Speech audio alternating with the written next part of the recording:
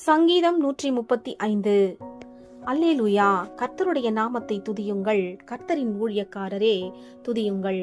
கர்த்தருடைய வீட்டிலும் நமது தேவனுடைய ஆலய பிரகாரங்களிலும் நிற்கிறவர்களே கர்த்தரை துதியுங்கள். கர்த்தர் நல்லவர். அவருடைய நாமத்தை கீர்த்தனம் பண்ணுங்கள். அது இன்பமானது. கர்த்தர் யாக்கோவை தமக்காகவும் இஸ்ரவேலை தமக்கு சொந்தமாகவும் தெரிந்து கொண்டார். கர்த்தர் பெரியவர் என்றும் நம்முடைய ஆண்டவர் எல்லா தேவர்களுக்கும் மேலானவர் என்றும் நான் அறிவேன். வானத்திலும் பூமியிலும் சமுத்திரங்களிலும் எல்லா ஆழங்களிலும் கர்த்தர் தமக்கு சித்தமானதையெல்லாம் செய்கிறார்.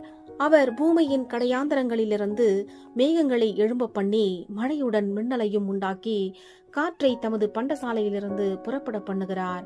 அவர் எகிப்திலே மனுஷனுடைய தலைப்பிள்ளைகளையும் மிருகத்தின் தலையிற்றுகளையும் அடித்தார்.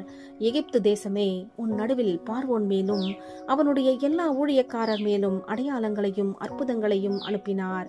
அவர் அநேகம் ஜாதிகளை அடித்து பலத்த ராஜாக்களை கொன்று எமோரியரின் ராஜாவாகிய சீகோனையும் பாசானின் ராஜாவாகிய ஓகையும் கானானின் சகல ராஜ்யங்களையும் அழித்து அவர்கள் தேசத்தை தம்முடைய ஜனமாகிய இஸ்ரவேலுக்கு சுதந்திரமாக கொடுத்தார்.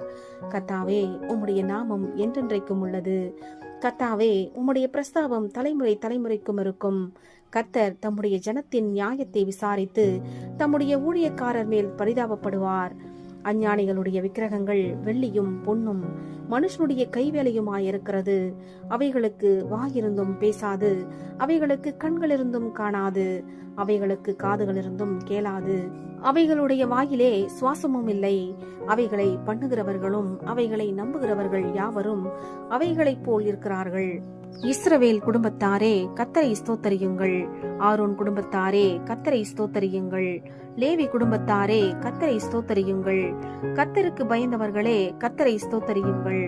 எருசலேமில் வாசம் பண்ணுகிற கர்த்தருக்கு சீயோனிலிருந்து ஸ்தோத்திரம் உண்டாவதாக. அல்லேலூயா. ஆமேன்.